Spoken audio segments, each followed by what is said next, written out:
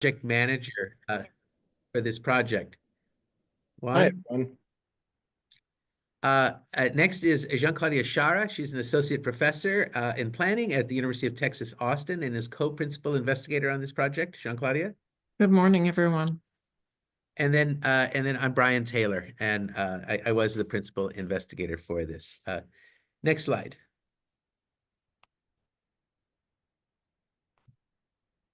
So we were asked to determine whether and to what extent metropolitan planning organizations incorporate California's climate and equity goals into their transportation project evaluations and project selections. A very straightforward question that turned out to be an extremely complicated answer. And so we'll try and explain why that is as we go along. But important for us to know, but certainly there's a level of complexity that we'll try and untangle for you a little bit. So our research project started with working in consultation with CARB staff. We identified a sample of 7 California metropolitan planning organizations to study. We selected all 4 of the very large MPOs and a sample of 3 smaller MPOs. For the smaller MPOs, we emphasized those that had recently updated their regional transportation plan when we commenced the study a couple of years ago. Next. So the 4 big MPOs are the San Francisco Bay Area Metropolitan Transportation Commission, MTC, and full disclosure, my former employer early in my career. Second is the Sacramento Council of Government, SACOG. Third, the San Diego Association of Government, SANDAG. And fourth, the Southern California Association of Governments, or SCAG. The 3 smaller MPOs from mostly, it turned out, from Central California are the Association of Monterey Bay Area Governments, and it notes in there the date that they had updated their RTP. The Fresno Council of Governments, or FCOG, and the San Joaquin Council of Governments, SJCOG. And so those are the 7 that we looked at. So what we'll be talking about here refers to, collectively and individually findings we have from these 7 organizations. Okay, next. So our research project overall, first, we began with a review of MPO legal and research literature. MPOs are incredibly important to those who work in public policy planning, transportation, environmental regulation, but are in many ways somewhat opaque or transparent to members of the general public because generally we don't directly elect members to MPOs. They are appointed mostly by members of local governments and often include appointees from state governments and the federal government. When the locally elected government representation sort of meets federal mandates in a sense, it really is pulling together sort of the structure of local governance and federal and state regulation. We then began with a review of metropolitan planning organization documents, and that there are a lot of documents that are generated. We focused on publicly documented planning, public participation, and project evaluation work at the 7 studied MPOs. We then cataloged and worked through those various documents to examine a whole series of questions that we're going to get into more in a bit. We focused specifically on where in the process project proposals were evaluated and whether and to what extent climate and equity goals were considered. And so those are really the 2 parts of the analysis. And what I can tip the hand a little bit is that where in the process they're evaluated varies a lot depending on a variety of circumstances and from MPO to MPO, and the extent to which they're looked at varies as well. So then we spoke to a total of 32 people. These were MPO staff members, MPO board members, and climate and equity organization stakeholders to learn their views on what they see happening behind the scenes at these 7 MPOs in the planning, project evaluation, and programming processes. And we're going to go into that in a bit more detail later as well.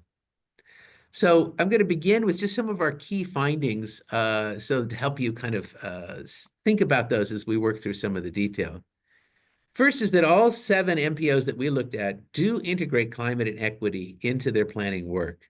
But the extent to which they do this varies greatly, not only among MPOs, but especially across various funding programs.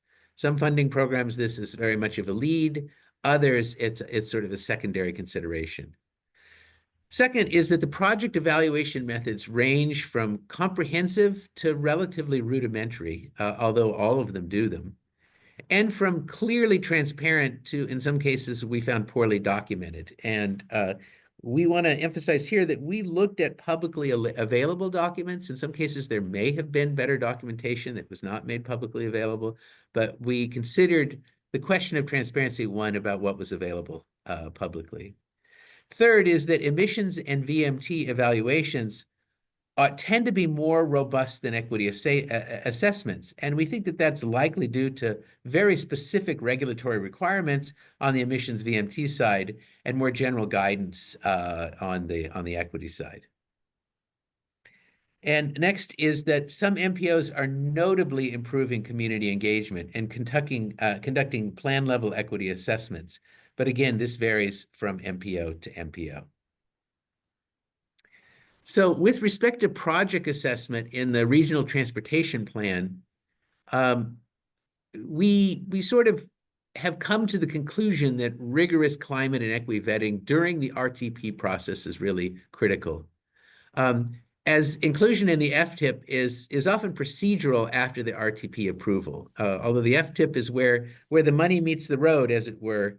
It's often more pro forma once it gets to that stage, and the consideration, debate, and evaluation in general tends to take place more at when and whether to include projects in the RTP. But that's not always where all of the evaluation process take place.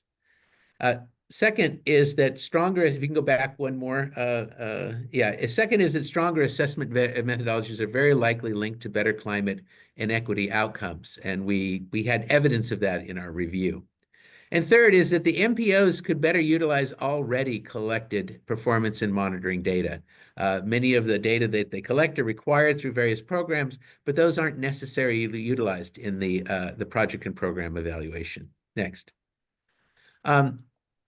The next is that we could encourage MPOs to invest in improved project-based assessment, especially when we have some examples of where that's being done at a pretty high level in some of the MPOs in the state.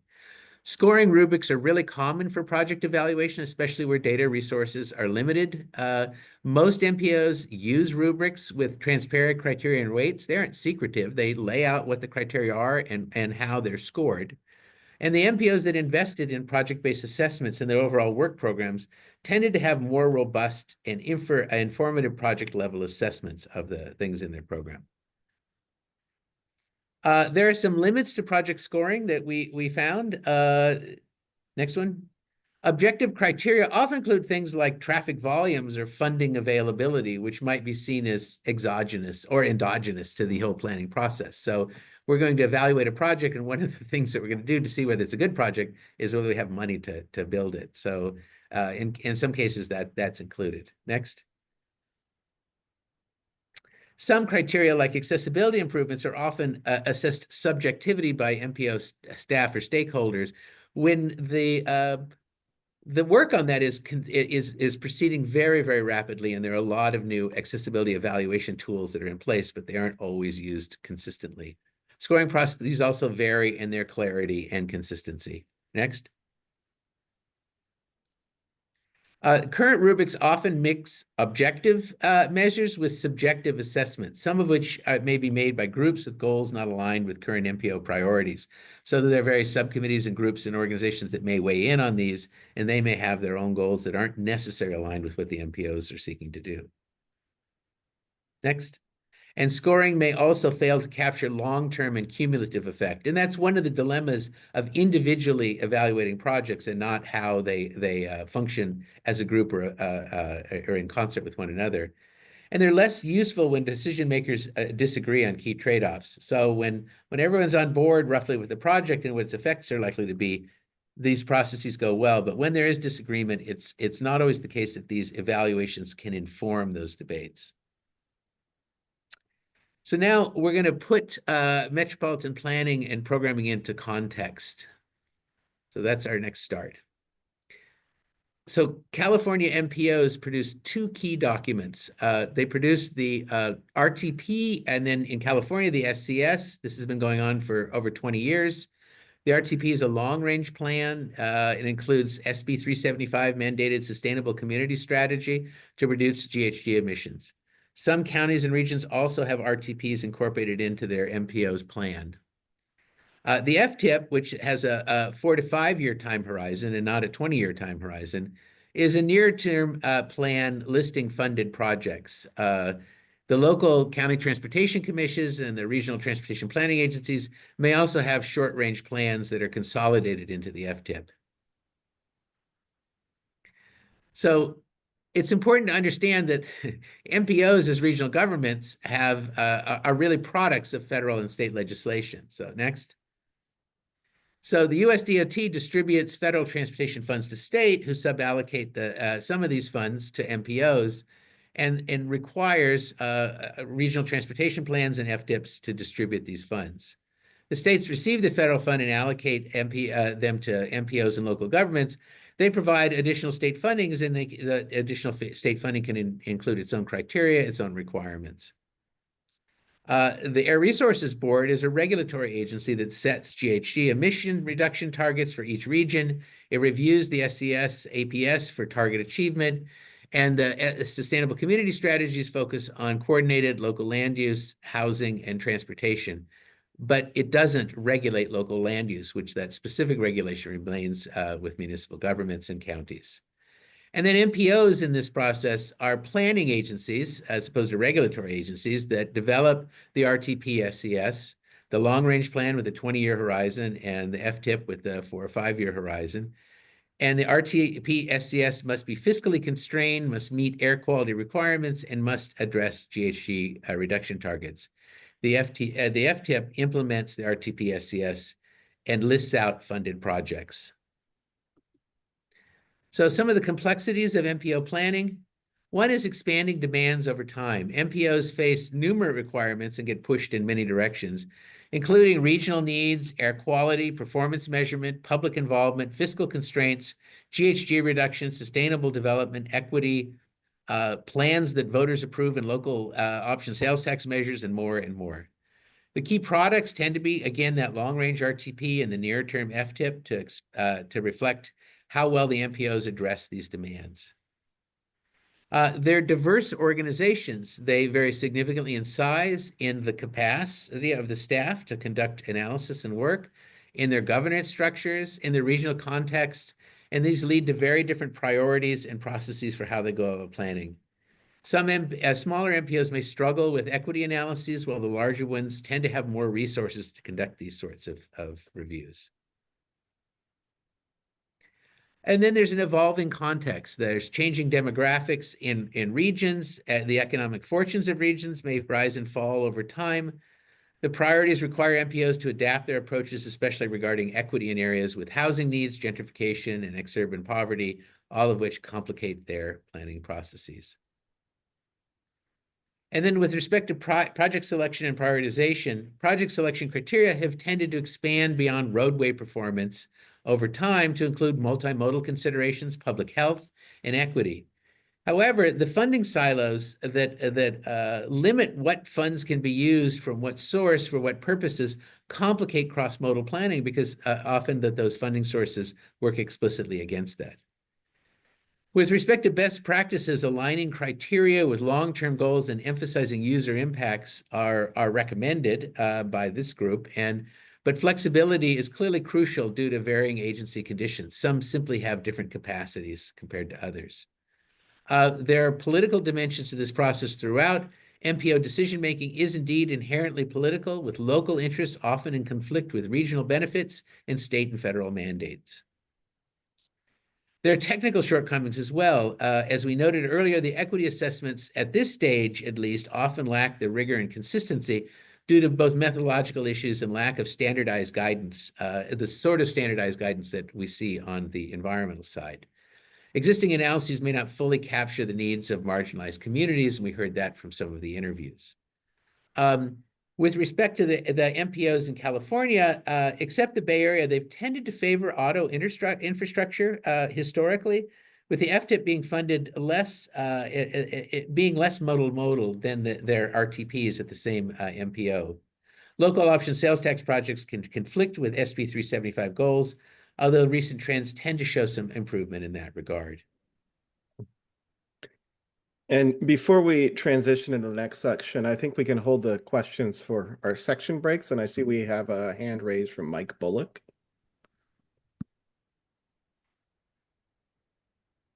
Okay, yeah, thank you very much. I noticed the role of CARB is about setting the SB 375 emission reductions. But I would say CARB has another important role on the Metropolitan Planning Organization, and that is its scoping plan, because that is how the state reaches its climate mandate. And I would say overall, your discussion does not talk about climate mandates, and that is what it requires to stabilize the climate at a livable level. In other words, to prevent climate destabilization. Mm-hmm. And in fact, this issue of climate destabilization hangs over the head of everything that you're talking about. And Yeah. it is more. Well, I think I'll ask for clarifying questions at this point of the presentation. We're going to be able to get I don't understand why it's being left out. So that's my question. Why is we have a code red climate emergency, and it is as if that's not true through this, and that's just science. Science tells us we are. All right, I'll address his issue, but I do want to make sure that we hit our time. We have been we've been asked to look into the minutia of how decisions are made at a very basic level, individual project level, for making transportation investments. And so both things can be true, that we can have a global climate crisis and also need to look into policies and procedures within MPO project selection. And so I'll get in to more of those minutia of project selection procedures. So again, my name is Juan Matute. I helped with this project in the document review phase.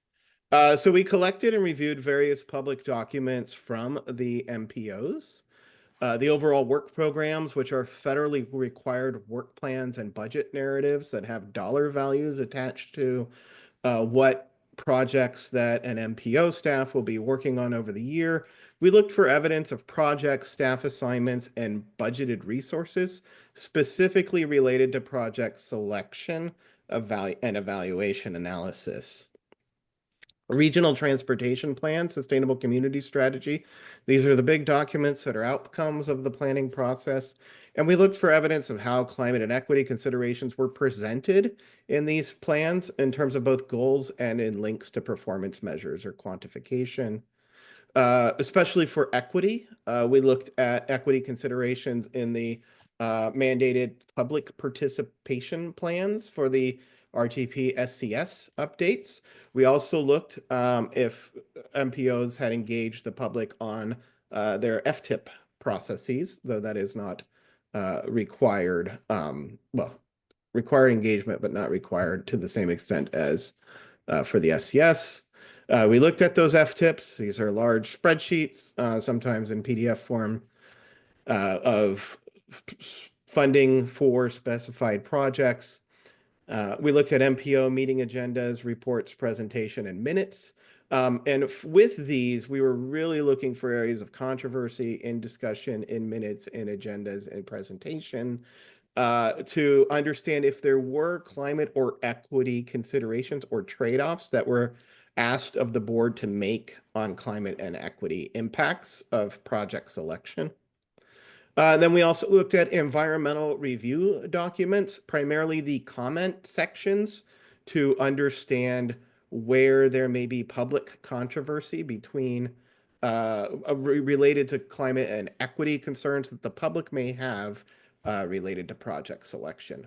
And all of this helped us focus our work on those projects that may be most impactful from climate and equity concerns, but then also look at the general routinized process that an MPO would go through. Okay.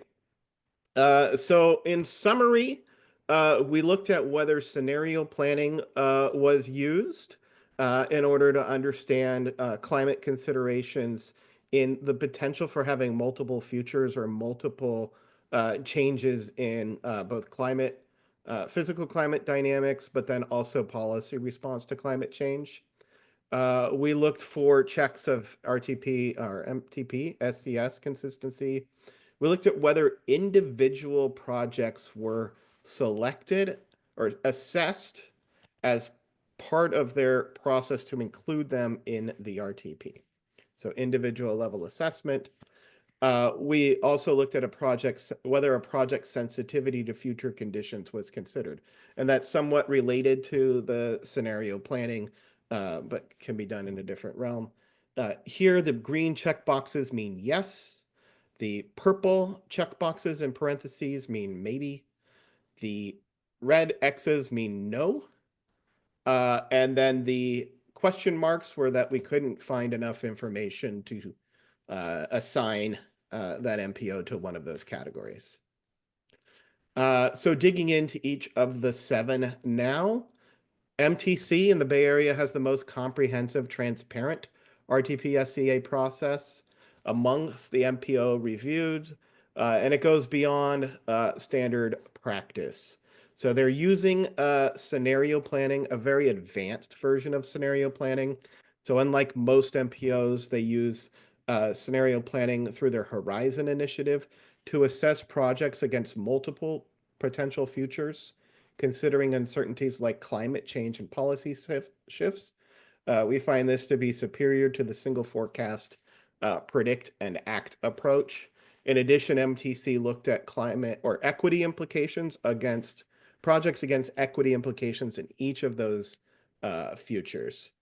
They also evaluated the projects for consistency with the MTP-SCS and assessed the individual transportation projects and considered the project's sensitivity to future conditions. For MTC, they exceeded the standard practice in many ways. The standard practice in the case of being compliant for RTP-SCS programming process, the MTC has a comprehensive and transparent programming process with a best-in-class publicly inviting guide to the tip so that members of the public without planning backgrounds, without advanced degrees, can understand in plain language the processes by which decisions are being made to fund projects as part of their TIP program. The standard practice is single forecast, predict, then act planning approach in drafting RTP-SCSs. This approach is very limited in a changing external environment, including due to climate change, but also if there's vast changes in policy considerations at the federal level, at the state level, et cetera. And MTC did consider those types of changes through their Horizon initiative, including unfavorable transportation development and climate scenarios. The standard practice is to use scoring to select projects. With MTC, they had 93 projects evaluated through this comprehensive lens in their Horizon initiative that really helped to understand projects both in isolation but in combination with others.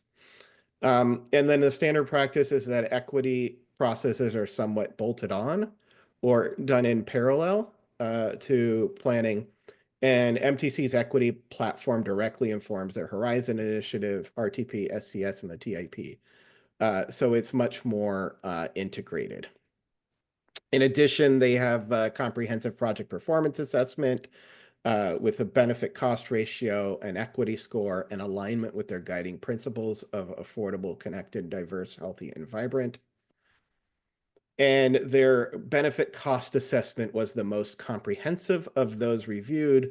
It included quality of life, health, economic, and environmental benefits, and a sophisticated approach to accessibility and travel time reliability. Moving on to SACOG. SACOG evaluates some factors that are not typically part of MPO project scoring rubrics. They have a project performance assessment tool that evaluates VMT, per capita, multimodal economic prosperity, freight movement, and socioeconomic equity. They are also using scenario planning for land use. They use that to identify a preferred land use scenario. However, they're not using scenario planning to evaluate individual transportation projects against the different land use scenarios or expanding beyond land use scenarios to consider different policy and economic environments that may differ from those single point forecasts. Advanced metrics, they're using a assessment tool to evaluate indicators, as I mentioned, in order to determine which ones would be funded. SACOG's approach offers a greater transparency, but generates a large amount of information, which is potentially challenging for stakeholders and decision makers that are trying to sift through that information to make decisions. And then SACOG actually prepares a metropolitan transportation plan, which includes regional transportation plans from some of its member RTPAs. And they integrate those plans into their MTP, but have less influence perhaps over the project selection in those plans. And that limits, to a certain extent, their authority versus other MPOs. With San Diego Association of Governments, they don't use scenario planning. They make selections based on project, for the FTIPs, they make selections based on project readiness, connectivity, revenues, and other criteria. The board is not engaged in project level assessments. The SANDAG does have a regional social equity planning framework that calls for prioritizing projects that advances equitable and safe transportation. And they do conduct a social equity analysis of FTIP projects, reviewing expenditure allocation and looking at how much of that would be present in the Cal Enviroscreen defined disadvantaged communities. But this type of approach where one is looking for the geographic location of expenditures has both pros and cons. And so it could be that there's highway infrastructure or freeway expansions being made in a disadvantaged community.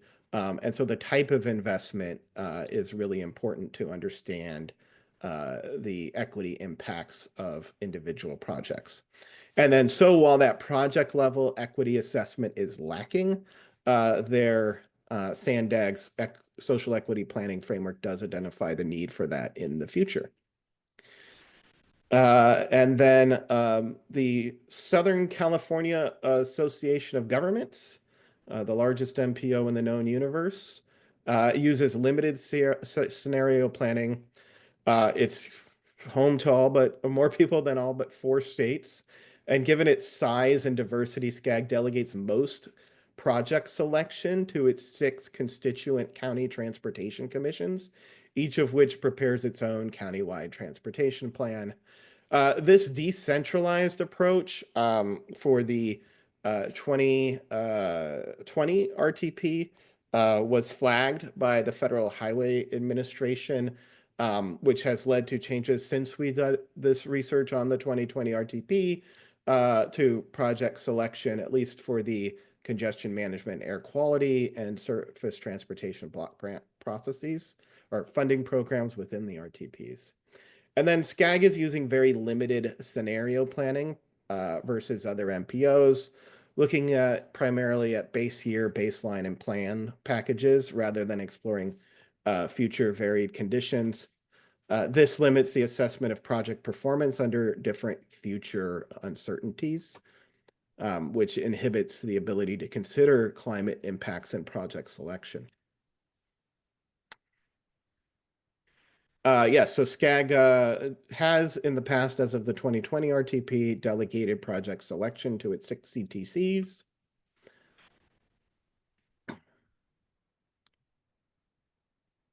And that led to a widely varying process for project scoring and project selection for the TIP program funding programming amongst the different counties. And so we have not reviewed SCAG's full response to this advisory letter from the FHWA, but it has opened up opportunities for changing these processes and SCAG to implement some more of what we've identified as best practices through this research. Moving on to the smaller 3 MPOs in our sample. Fresno Council of Governments uses a novel scenario planning approach. They consider multiple performance indicators related to public health, clean air, access to destinations, jobs, services in disadvantaged communities, and protecting agricultural land, bike walk friendliness, and other factors as well. They also maintain a list of contingency projects. One thing that we wanted to call out is that Fresno Council of Governments, to a certain extent SANDAG as well, uses a mini grant program for community engagement for equity considerations. So not necessarily, well, maybe an emergent best practice, but that's something that's getting more traction in California, is directly involving community-based organizations in the planning process in order to improve the equity of those planning processes and the diversity of input that is gathered in those planning processes. And FCOG has accelerated in implementation of this. They've also not only evaluated projects for consistency, but then also have conducted separate EJ and equity analyses for their projects. So for the small MPOs, Fresno COG seems to be leading the way. San Joaquin Council of Governments does scenario planning, focusing on different strategies. They have a lot of different growth scenarios associated with being a bedroom community for the San Francisco Bay Area, being located in the north part of the valley, and then also having a lot of demand for logistics infrastructure. And they were able to consider those types of diversity of scenarios in their planning. And they engage multiple multiple CBOs, community-based organizations, are part of their planning processes. We did see that they weren't up to the same standard for individual project evaluation, program evaluation, and really fully considering project sensitivity to future conditions. And then our final MPO that we considered was the Association of Monterey Bay Area Governments. And this differed significantly from other MPOs we studied because to a certain extent, SACOG has some constituent RTPAs, but it still has more direct authority over the planning in the centralized area of Greater Sacramento. AMBAG is fully made up of 3 county transportation commissions, or RTPAs, that produce their own documents, and AMBAG serves to combine those into one metropolitan transportation plan or metropolitan transportation improvement program. And so this decentralized structure creates limitations for regional planning and consideration of climate and equity concerns. And it's just because their AMBAG is being fed a list of projects. The one thing they do, like San Diego, is to assess that geographic distribution of projects that are being made in low income and minority areas. But again, that expenditure type matters because it could look like that a highway expansion that takes homes and brings additional traffic volumes and pollution into a neighborhood would be a pro-equity investment under such rudimentary approaches to project equity screening. We were also unable to find information about how they assessed the individual transportation projects for selection and project sensitivity to future conditions. Okay, before I turn over to John Claudia Sciarra, I am going to highlight MPOs or MTCs, Vital Signs Initiative, which included substantial funding for performance assessment. So they developed an interactive online portal for people who wanted to know more about regional planning and transportation land use, the economy, the environment, and social equity. And they also rolled out as part of this a life cycle benefit cost assessment tool that, again, because it's so sophisticated, it allows the comparison of widely varied projects, not just roadway capacity, but multimodal projects, and includes a full assessment of costs, including ongoing costs from operating and maintenance and replacement costs or residual value, and not just the early year or the initial capital costs. And again, they include some performance measures within these tools that are not included in other tools or were not included at the time of the research. And then MTC is very transparent in how travel time reliability is valued, unlike many other MPO scoring rubrics, which will assume a certain value for travel time savings. SACOG uses advanced transparent data and methods to evaluate project outcomes. This is really useful when decision makers disagree about values or priorities, but it could be too much information for staff, stakeholders, and decision makers to fully grasp. And furthermore, it's unclear how SACOG incorporates project assessment into its project list development because there's no published assessment results for stakeholders, decision makers to see before the RTP-STS project selection. SACOG is the only one of the 4 large MPOs that includes the constituent RTPAs, which produce their RTPs. And this limits their authority over the project selection process. Digging in a little bit more to SANDAG social equity analysis, which reviews the location of project expenditures within CalEnviroScreen disadvantaged communities. It asks project sponsors whether they performed a Title VI analysis and whether the project benefits low-income households, particularly those with disabilities or or limited English proficiency. Their incorporation of climate and equity considerations into the planning and project selection has both strengths and weaknesses vis-a-vis other big MPOs. It's a promising framework, but because there's no evaluation of individual projects, it needs further, we would recommend further development. And SANDAG, like most MPOs, has regional performance indicators and monitoring reports, but understanding the performance of the projects that have been implemented is not systematically incorporated into future decision-making. And with that, I will turn over to John Claudia Sciarra to share about the role of climate and equity in California regional planning. Thank you, Juan. Before I get started, I'd like to thank Tamika Butler and Phoebe Chu for their great contributions to this portion of the work. We could not have done it without working as a team. Next. Okay, so I'm bringing us back to our original research question to determine whether and to what extent MPOs incorporate the state's climate and equity objectives into transportation project selection and evaluation.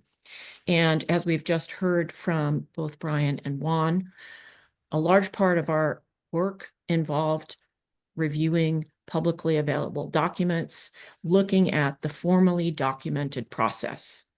This piece of our work took a different approach. We wanted to go beyond what was publicly documented and to hear from active participants in the MPO process themselves. So we focused on the 7 MPOs that were covered in the document analysis, and we looked to consult with MPO staff, board members, and advocates active in those MPOs. So next. We conducted a total of 32 interviews with individual participants in these processes. We took a different tack for different types of participants. MPO staff, we interviewed individually mostly, although a few small group interviews. MPO board members, we convened focus groups given the challenges of getting elite elected officials to commit time for individual interviews. We convened a total of 3 focus groups from board members at different MPOs in our sample. And we also engaged with community advocates who were active in the MPO process in different MPOs in the sample. Conducted a total of 2 focus groups. Next. So what I'll be sharing with you in this portion of the talk are what we learned, what insights we gleaned from MPO staff, board, and advocates on project selection, what has been their experience of these processes. First, some observations from these different participants on the SB 375 goalpost, so to speak, okay? We noticed that participants spoke about the law's climate objectives much more clearly and consistently than the equity objectives. I'll come back to each of these and unpack this, okay? We also noted that participant engagement with equity varies across the different groups. So MPO board members seem to think about it in a different way and engage with the concept differently from staff, and staff engaged with the concept differently from the advocate community. We also learned that across the board, there seems to be some consensus that equity efforts certainly require more engagement, even though doing that is challenging, and that equity, as it's defined and understood, is very context dependent. And many participants we spoke with suggested that defining and coming to a clear conception of how equity could be achieved in any given place has to be achieved through a community process. Next. We also observed from these interviews, focus group conversations, that some of the very same structural challenges that Brian covered earlier in the presentation that are not surprising, that are inherent to how MPOs are conceived and structured in the law. Some of these very same structural challenges show up in these participants' accounts of why and how climate and equity advancements are not as great as they would hope. These challenges have to do with MPO board representation and voting structures, with built-in tensions between regional mandates and local desires and priorities, and baked-in limitations to MPO authority, particularly when it comes to land use and also, to some extent, project selection for transportation investments that are funded by local dollars through sales tax initiatives. So thinking about how climate is addressed in the project selection process, what we learned is that while state documents and state guidance on climate and equity are available, the language around climate is much clearer, much more precise, and this kind of filters through in how participants understand and speak about climate. So you see here an example of the CalSTA Core 4 priorities. We found this precision and consistency in how climate is considered across the board in the different groups that we engaged with. Next. So here you can see some examples from our conversations with board members, staff, that climate is understood in terms of the greenhouse gas reductions, in terms of statewide goals, connections to affordable housing and affordable housing quotas or shares for each region. And we saw this consistently. Not every participant agreed with the primacy of the climate goals and the climate emphasis and greenhouse gas reductions, but this was some consistency for sure that we did not really see when we spoke with people about equity. So next.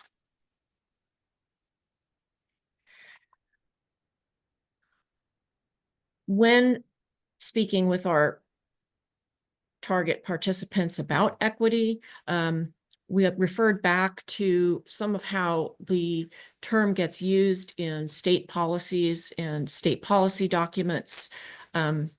Here you see the state guidance again coming from the CalSTA Core 4. Language specifically from SB 375 tends to be strictly linking equity to measures of accessibility. There's less precision naturally in how equity is defined in these documents, and some of that filters through in participants' experiences with trying to work toward this goal. Next. Okay. We found that there were very different approaches to thinking about equity.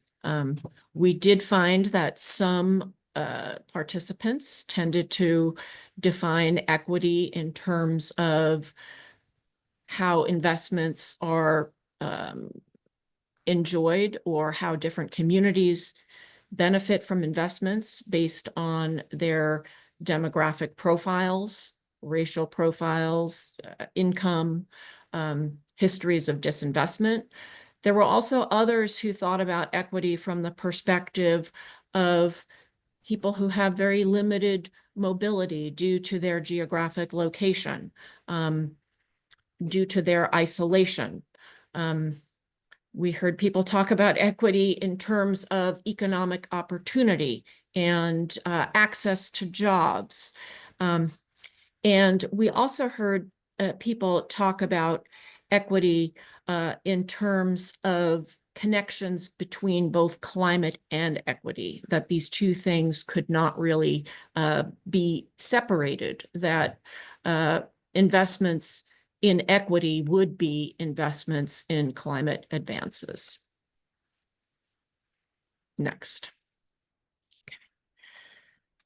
One thing that did become clear from our conversations is that many participants really felt that equity has to be achieved or defined, I should say, really, it has to be defined before it can be achieved.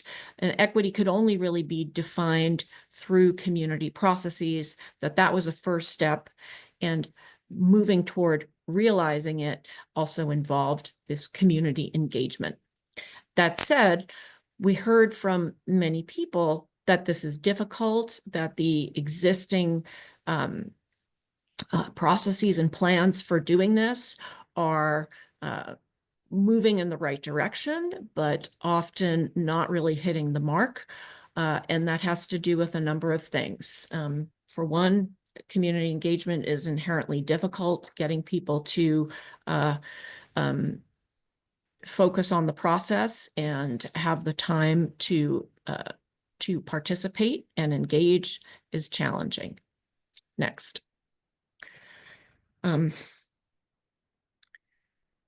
Understanding the different sets of priorities, values of the entire community within a region was something that people we spoke to found absolutely essential, but that was inherently difficult to do.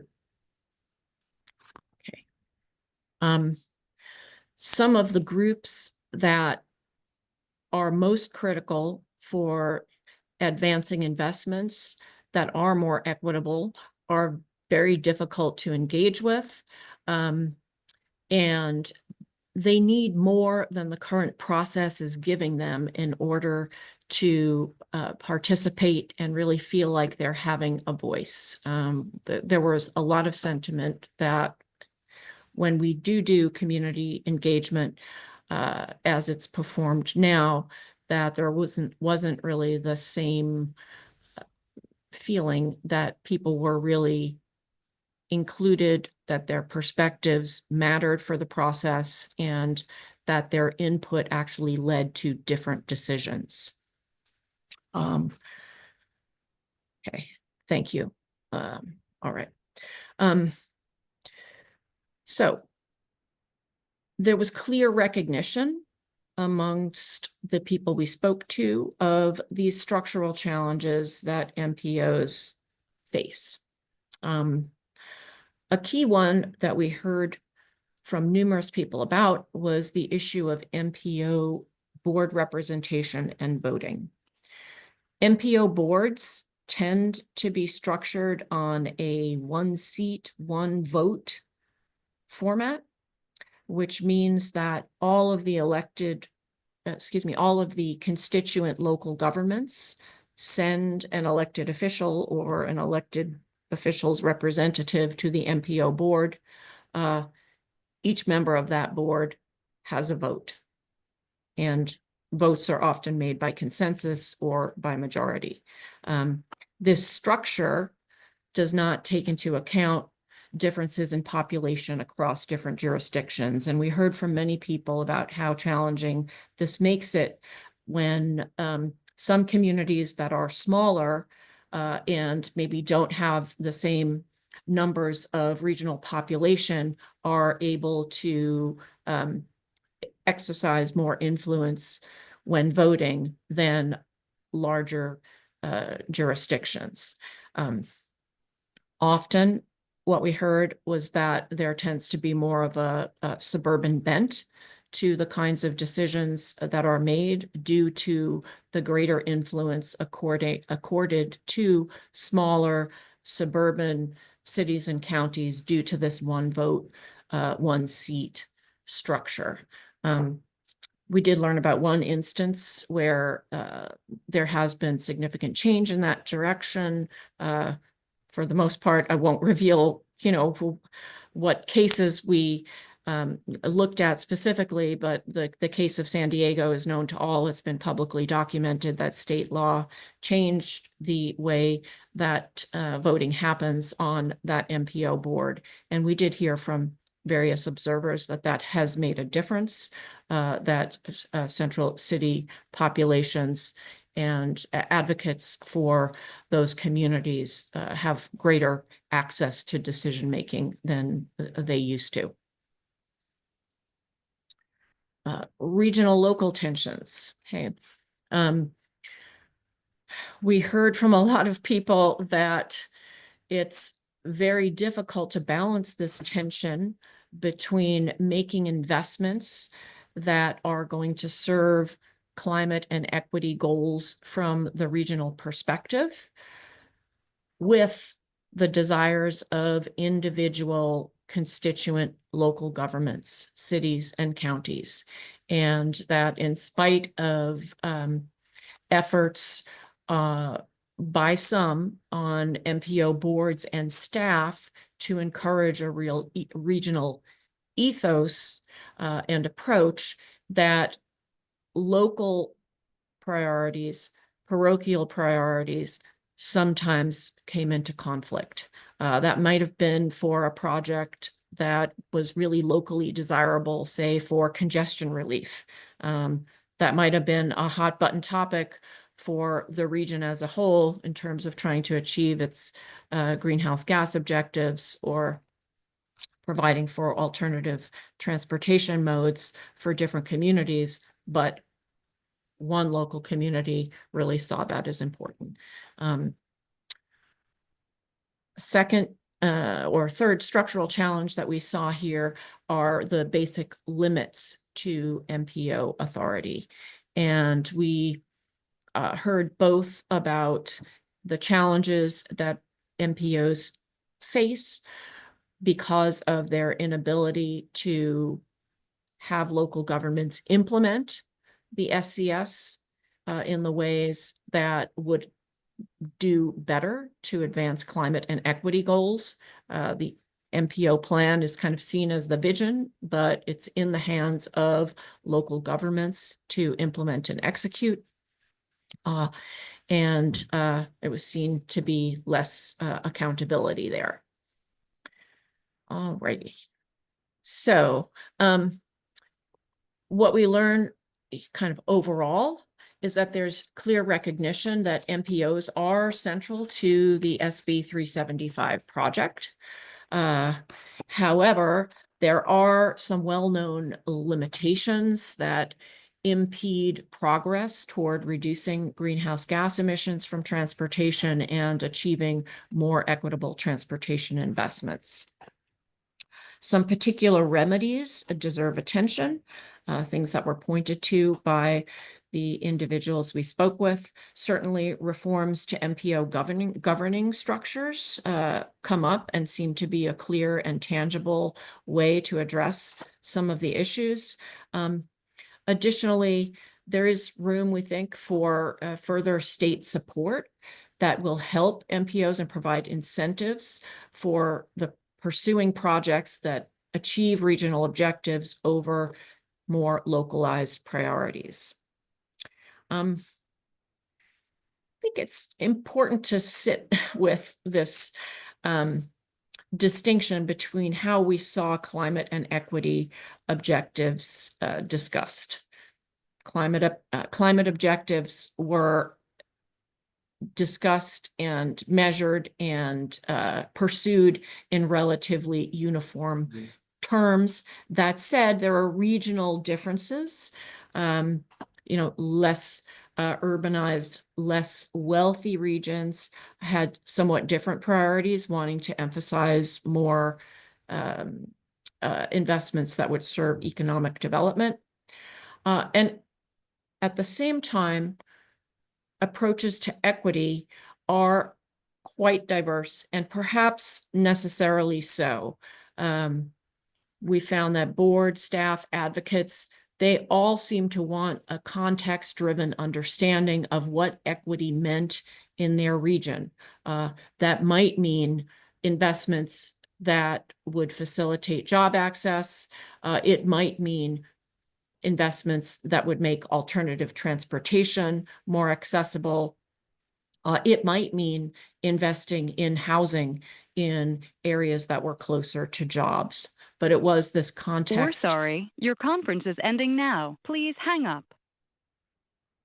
Was very much this context driven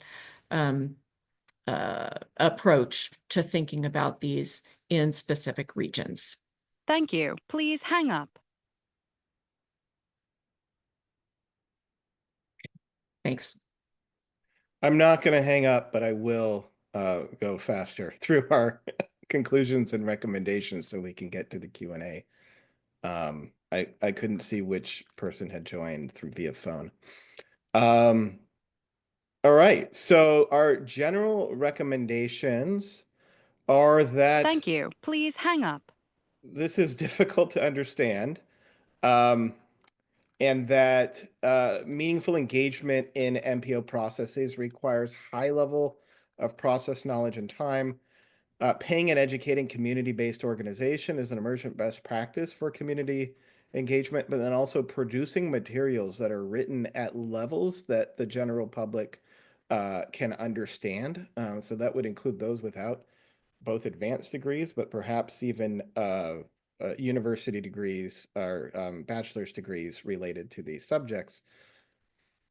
Accessible educational documents like MTC's Guide to the Tip are examples of producing this more meaningful materials to engage the public. We also recommend that various state partners monitor the development of the Caltrans system investment strategy, which is going to, which has now led to there being the potential to have project level population weighted accessibility assessment tools, which greatly exceed anything that was available in practice when we were reviewing this, and that is Caltrans, I know, has more information on the use of that tool as part of their CSIS 2.0. For the Air Resources Board, we recommend discovering whether MPOs or the CARB has the authority to recommend that MPOs use project evaluation methods as part of policy analysis for transportation strategies that are existing authorities that are granted to it in its SB 375 oversight. And so that would allow CARB to say, hey, you should do these things instead of those things for project level assessment. But we're not, well, though we do have JDs on our team, we are not legal scholars and we weren't asked to look and provide a legal opinion on this. But if not, consider reporting narrative on the requirement for reporting narrative on the connection between project selection processes and the MPO's performance monitoring and targets, just so that they can do their work and say, here is why we're selecting these types of projects given these goals and performance measures we have. And then for SB 1000 implementation, looking at project level impact assessments that might include accessibility changes as a best practice for projects in EJ or disadvantaged communities. So there may be an opportunity to implement project level impact assessments in such communities as part of separate legislation. For the California Transportation Commission, I can't stress enough how important a data standard would be to understand certain project level performance information, like VMT, impact, homes, land taken, which can be shared among government agencies and provide an input standard for those who are developing project level assessment tools. So rather than having each project need to be programmed into an assessment tool, that's bespoke to the MPO, there could be the development of assessment tools that are shared by MPOs or provided by vendors with some technical assistance that really help to integrate the state of the practice and state of the art and make that available to everyone. And then creating a reporting or publishing requirement for project characteristics and performance information. So this is the other side of the coin. There are very large spreadsheets and PDFs passed around between government agencies and sometimes available on public websites to understand the vast array of transportation expenditures and projects that are being taken from the city level, county level, MPO level. And that's just really hard to sort through with different data standards and different data sharing. And in the interest of transparency, the industry can adopt some best practices from other areas where data standards and publishing and reporting requirements have led to more transparency, better decisions, or better tools, and then better decisions. For RTPs, it's important to create guidance to use scenario planning approaches in the MPO, or for the MPOs to use scenario planning approaches to assess climate and equity outcomes across varied futures. I don't think anybody knew of the changes in federal transportation funding policy that may come in 2025, and there are just many uncertainties in the future with regard to climate equity policy economy that our planning processes are ill-adapted to accommodate. And then to create a dedicated forum through which community advocates across the state can engage with the CTC staff on revisions to the CTPC guidelines.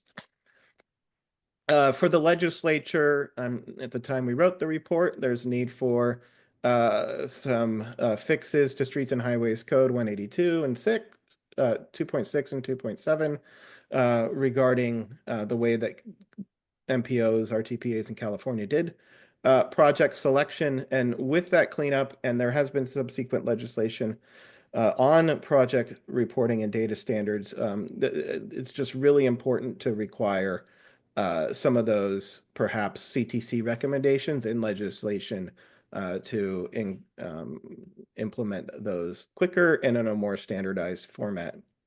And then in future revisions to SB 375 or CEQA, there are challenges incorporating environmental scenario planning into existing environmental assessment approaches, and legislation can help to accommodate that planning approach, because there's a lot of CEQA is driven by certainty and does not accommodate the idea that there may be uncertainty about how the future will unfold.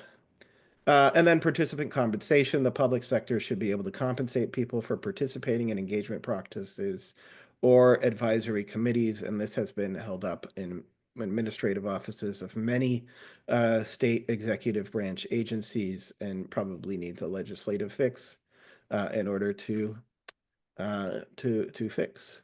For MPOs, invest in project performance assessments in the overall work programs. There's a direct line between investing in that capacity and the abilities that we saw in the recommendations that the best practices that we identified. Develop an implementation strategy for project performance assessments, perhaps starting with the largest projects. There can be many projects to be assessed, and there's limited resources, but starting with the largest projects could help. And before moving on to our projects within an LTP cycle, especially including those carried over from previous RTP cycles and that weren't subject to this project-based assessment that would be implemented. And then develop a technical capacity and organizational culture that's permissive of scenario planning, which does involve embracing the fact that the future is somewhat uncertain, which is sometimes antithetical to people's job descriptions if they're supposed to provide single point forecasts. And then work across multiple MPOs to share knowledge of how the integration of scenario planning is going. And then for future research, consider the effectiveness of qualitative project screening and consistency with MPA goals and objectives. Although one challenge here is that goals and objectives can be so broad that all projects can be deemed consistent. And then create a methodology to assess project benefits and impacts, particularly on direct and indirect determinants of climate inequity outcomes. But a prerequisite there is a project data standards that would allow the development of a more advanced methodology that can be used not just by MTC, which has a lot of revenues and a lot of investment in this in the overall work program, but some of the smaller MPOs as well through the use of data standards and a common tool. And then for equity and engagement, systematically describe the practice of defining equity in California. While there are no universal definitions, an inventory of existing definitions will help inform and guide meaningful planning for equity and participation. So this would involve looking at all local planning documents and how equity is defined in those. Research on how MPO structure and composition affects regional planning and policy outcomes. San Diego and AB 805 provide some opportunity to study. And then housing scarcity and insecurity across the state affects transportation systems, climate, and equity. This is something that was repeatedly noted by those who were interviewed, and probably needs further research to understand the effects of housing insecurity on these other two topics of interest. So with that, we'll get to the questions and comments section. Thank you, everybody, for listening, and we can now take questions or comments based on those who have raised their hand.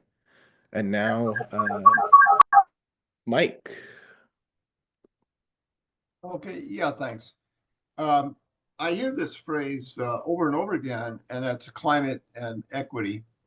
And I'm afraid using that phrase covers over the fact that nothing could be more inequitable than destabilizing the climate. And the other question I have is why, when you're looking for criteria met or not met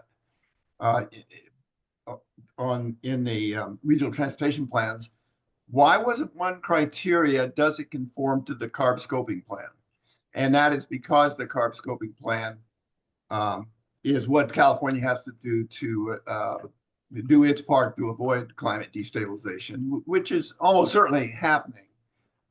We're on that path solidly. As solidly on a path as what Secretary General of the UN uses that phrase. I think it's pretty appropriate. We're solidly on the path, high probability, because we're not very interested in learning about our climate crisis, why it is, you know, the NOAA plots. You have to start with that. And it doesn't seem there's any effort to educate the public on science. Climate change is not political, and I would not want you to try to politicize in any way the issues before us. But climate change is just science, and the public clearly does not understand science. In fact, many people in our government don't understand. Elected officials don't understand. I mean, the basic science it tells us what we have to do. It looks hopeless, but it's not hopeless, and that's the interesting thing. And I don't know if these are questions or if you have any comments on this stuff, but one thing I did want to do is I wanted to thank Gian and Claudia for including the fact that California, we must reduce our vehicle miles traveled by 25% by 2030, and how different that is. And of course, that should be the criteria. I think SB 375 has been overcome by the facts and the law. And that's SB 32. That's our state mandate.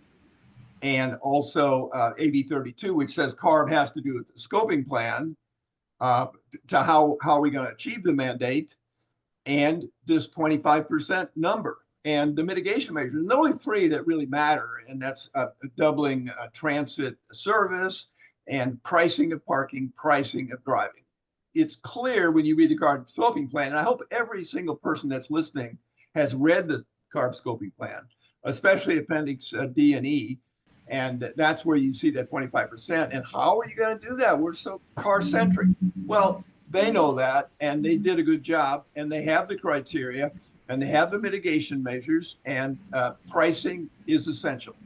And sorry, Mike. Sorry to interrupt. Can you just wrap up? We're running out of time, and there's a few other. Let me wrap it up. So So those kind of things should be the criteria that you're looking at, and when you sit down with them, you need to also educate them, give them the information so they understand the science and what we're up against here and why it's these things. The CARB scoping plan is the most important plan that's been written, you could argue, in the history of plans, because it's a climate, it's human survival, avoiding mass starvation and extinction. That's where we're going. Thank you. Thank you, Mike. Juan and Tim, I know we have two more questions in the chat here. One that was brought up earlier, Juan, during your portion of the presentation about the selection process. The question is, how the various project selection process impact the delivery of the overall work plan and the speed at which these get federal funds out the door? And is there any impact? I can comment on that if others don't. I can tell you we did not look into that specific issue. We did not look at timelines for project implementation and any relation of project selection criteria and those. Although in many of the rubric-based project selection criteria, there are some proxies for shovel readiness that end up favoring often projects that were developed a longer time ago and perhaps prior to the CARB scoping plan, prior to even SB 375, and don't have the same multimodal benefits or VMT reducing benefits. But because they are further along in engineering and other processes, they may go out of the gate first versus a project that's still under development that may have more multimodal VMT reduction capability. So that's the extent to which we looked at timeline. Thank you. Other question? There's also another question, a two-part question here from Alexander in the chat. It's about equity. Alexander mentions equity is, as this presentation included in the introduction, is very complex, dependent. It's also values-based. If you can please speak up to the why equity should be included in the processes examined in this research, and might you also reflect on language choices to support nonpartisan continuing support for developing climate and equity considerations. Jean-Claude or Phoebe, Sure. you want to? I think that's a very interesting and timely question. We know that this is a very charged word. However, this is a word and an objective that's coming through state policy and state law. I don't see indications that that will change in the state of California, although the concept itself is facing considerable challenges in other domains. It isn't, you raise an interesting point about whether or not more nonpartisan words might be used to pursue such considerations. I would argue, I don't know that equity is necessarily a partisan word. I think we have ample evidence that shows that transportation investments have historically not benefited communities of lower privilege than others. And I don't know that I would advocate for changing the word simply because it's been challenged in other domains. I do think that it is important to recognize that what appears to be fair, what appears to address the needs of all segments of a community, and what appears to address prior imbalances and missteps and neglect of certain portions of a community or a region or populations, that can vary from place to place, and it is context dependent. I think there's room for paying more attention to that context and being more explicit about the need to have those conversations. So can I just add one more thing, Jean-Claudia? Yes, And that please. is that much of the work of what the state has done and what MPOs do has been debate equity, but a very particular kind of equity. It's sort of geographic equity. Does Southern California get a fair amount of transportation dollars compared to Northern California? Does this part of the county get its fair share? That fairness has often been around what I describe as geographic equity. And it's only recently we've been starting to think about sort of things related to income or race or immigration status. And I think that right now there's probably a broadening of that argument and debate around equity. The new Secretary of Transportation has argued for suspending the congestion pricing program in New York because he said it's unfair to working class drivers in New Jersey, which is explicitly an equity argument. So it isn't as though the equity issue isn't there. I just think that it's right now it's been cast in a certain partisan light. But I would argue that equity has been sort of driving transportation decision-making for decades and is likely to do so in the future. But I think the point is well taken that the more explicit we are in trying to identify exactly what we mean by this and how we're going to evaluate it, the better off we are. Oh, Mark. Yeah, I just really quickly wanted to add that I was very impressed with some of the things that Claudia's research revealed, which is maybe the focus on the word equity could be replaced by something like community engagement. that really this is sort of self-referential, that equity means what the people who are affected by transportation think it means. And so the more that we engage with the community and get them involved and help them mutually define what equity means to them, might be a better sort of approach toward this than trying to come up with simply a universal definition that everybody agrees on. And so it is very context dependent, as the questioner suggested. I see a hand. Elena, go ahead. Thanks so much. I also have a question on this topic for Jean-Claudia. And good to see you, Jean-Claudia. I graduated from UT's CRP program in 2021. It's awesome that you're involved in this work. Yes, hook 'em. I know MTC has designates equity priority communities, and I'm interested in whether other MPOs are developing their own geographic tools to identify locations along an equity spectrum.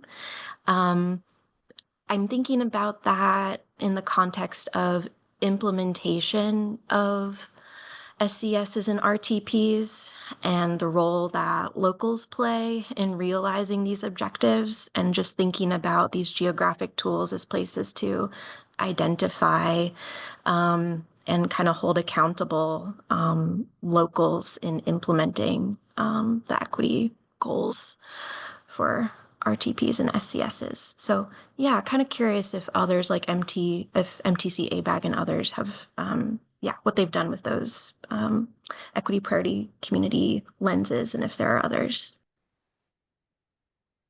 I understood your question as to be asking, outside the California context, are MPOs doing this? And I think outside the California context, I would probably say not with the same level of systematicness, I guess, that's called for by SB 375. In the California context, you also have the benefit of the Cal Enviro Screen that was, an early and is now a, somewhat longer standing tool for helping agencies identify communities that are vulnerable, maybe disadvantaged, more historically susceptible to, environmental injustices. That tool does not exist in other places. I think some MPOs are doing this. MPOs do have to do, they do have to give some consideration to equity in their decision making, but that it looks differently, I think, in other states, and varies a lot from organization to organization. Thank you, Jean-Claudia, for that response. We definitely are over time, but before I conclude, I don't know if the research team has any closing comments before. All right, hearing none, I want to thank everybody who joined, and thank you specifically the UCLA research team for helping and creating this amazing work. Thank you so much for the presentation. And if you are interested in reading... In Texas. Yes, and Texas as well. Yes, apologize about that, Jean-Claudia, but yes, thank you for all the great work you all did. I dropped the link to the report in the chat here, but I will be following up also with an email if you're interested in reading in more detail the findings from this project. And again, thank you, Jean-Claudia, thank you, Brian, thank you, Juan, and thank you the rest of the team, Mark, and other folks who supported this project. Thank you so much. It was a pleasure working with all of you.